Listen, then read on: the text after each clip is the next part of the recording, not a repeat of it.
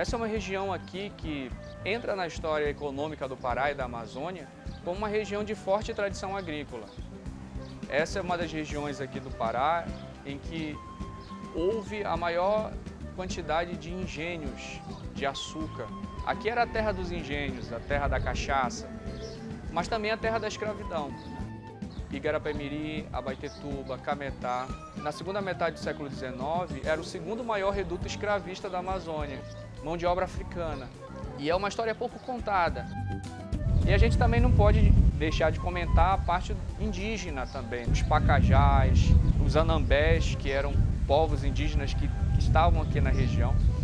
Então, essa é uma região que representa um recorte do Brasil, que representa muito bem essa ideia da presença do europeu, da presença do indígena e da presença do trabalhador escravizado de origem africana. Aqui começa com a madeira, mas não apenas com a madeira. É uma região, assim como o Acará, de forte tradição agrícola.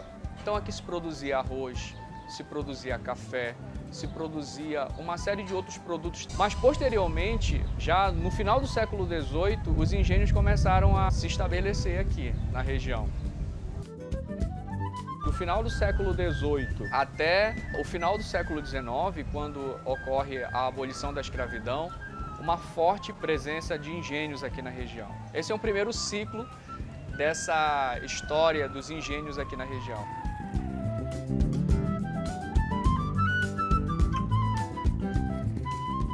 Na segunda metade do século XIX, o tráfico atlântico de escravos ele é abolido, a Lei Eusébio de Queiroz, que a gente chama.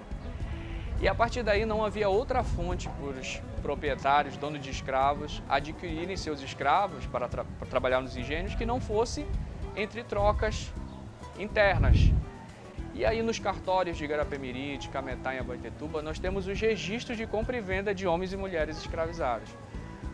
Para cá, para Igarapé-Miri, para Abaetetuba, para o Vale do Tocantins em geral, eu consegui catalogar mais de 1000 registros dessa natureza. Eram homens, mulheres e crianças que eram vendidos de uma propriedade para outra.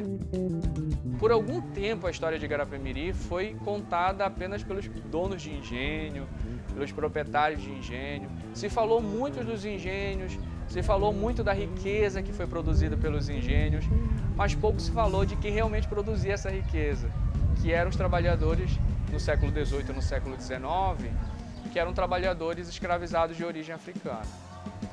Mas aí no século XX, aqui mais próximo de nós, esses engenhos que sofreram um forte abalo com a abolição da escravidão, a partir da década de 1915, 1930, eles ressurgem. De 1950 a 1970, os engenhos estão no auge aqui em Igarapé-Miri. Volta novamente, agora sobre a égide da mão de obra livre, etc e tal, período republicano. E era uma região de muitos engenhos. Hoje o que a gente vê aqui de açaí na beira dos rios, na década de 50, na década de 70 do século XX, tudo isso aqui era canavial. Essa economia dos engenhos, ela entra em declínio no final da década de 80. O último engenho ainda em funcionamento em Igarapé-Miri parou de funcionar na década de 90.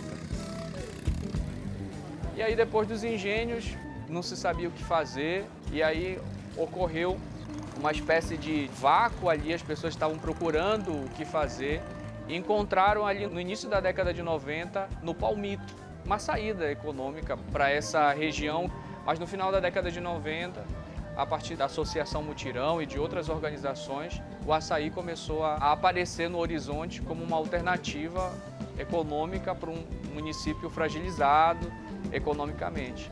No início dos anos 2000, o açaí começa a despontar, tanto a nível regional, nacional e internacional. Hoje, a produção de açaí em Igarapé-Miri é imensa, né? Temos diversas fábricas aqui no município e a base econômica de Igarapé-Miri no século XXI é o açaí. Se você for andar aqui no município de Igarapé-Miri, você não vai ver outra coisa, é açaí. De uma forma ou de outra, esse título já pegou aí, Capital Mundial do Açaí.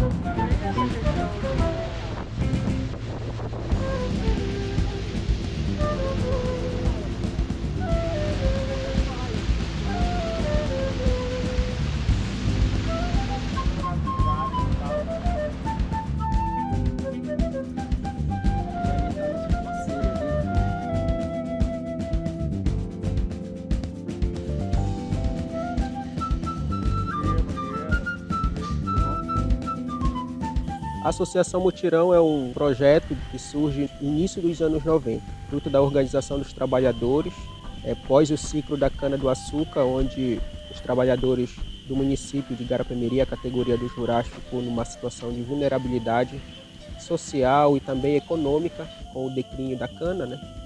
E os trabalhadores rurais tiveram a capacidade de se organizar e buscar uma alternativa de desenvolvimento para o município. Com o apoio das comunidades eclesiais de base, da Igreja Católica, do Sindicato dos Trabalhadores Rurais, o açaí foi a alternativa encontrada por esse grupo de trabalhadores, que se uniram e organizaram um empreendimento coletivo e deram o nome de Associação Mutirão. Do trabalho voluntário, já que a gente não tinha condições de estar pagando mão de obra, e a Associação Mutirão ela congrega sócios, pessoas de todas as regiões do município que se reuniram para tocar esse projeto.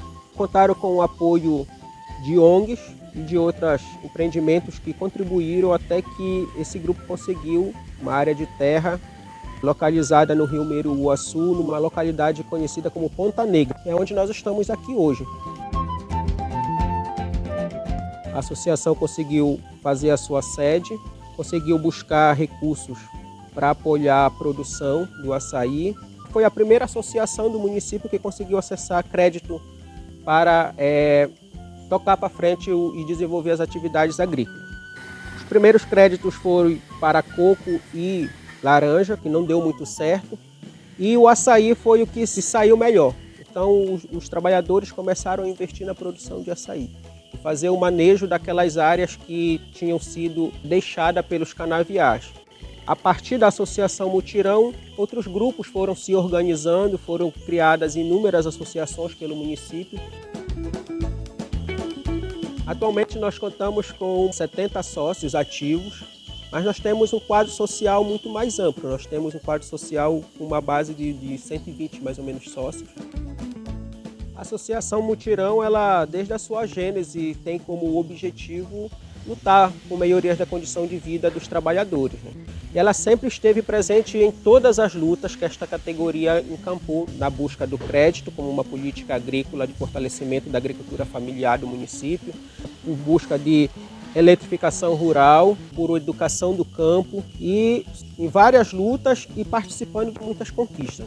Hoje nós temos reconhecidamente o município como sendo a capital mundial do açaí, mas tudo partiu daqui, partiu da iniciativa desse grupo e desta associação.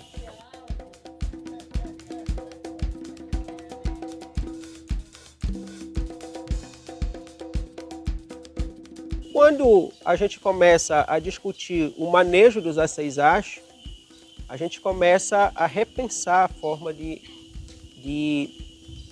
fazer esse manejo. E aí a gente vai fazer um trabalho de conscientização da população, e com a aquisição do crédito foi possível os trabalhadores se manterem, trabalharem nas suas áreas e manter a floresta em pé.